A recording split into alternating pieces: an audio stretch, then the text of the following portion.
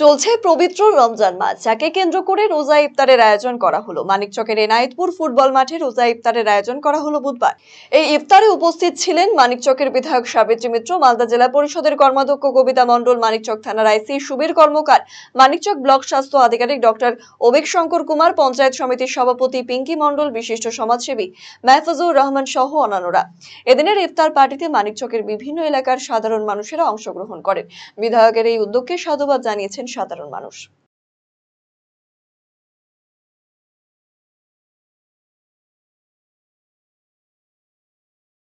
ইফতার party Manikchak বিধানসভায় আমার 14টা অঞ্চলের মানুষ এখানে ইফতার করেছে এনায়েতপুর মাঠে, ফুটবল মাঠে।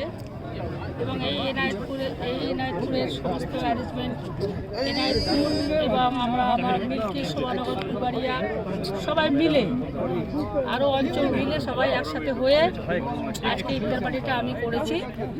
এই ইফতারটা আমি এই যে আজকে ইফতার করা এবং দোয়া করা যেটা যেন মানিকচকবাসীর মঙ্গলের জন্য হয়, সেটাই আজকে মূলত আমাদের ইফতার পার্টির উদ্দেশ্য।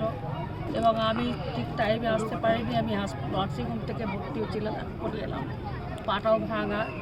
সবার সাথে দেখা হলো, আমি খালি খবর নিলাম যেন কেমন ভালো লোকই এসেছিল না, ভালো লোক এসেছিল।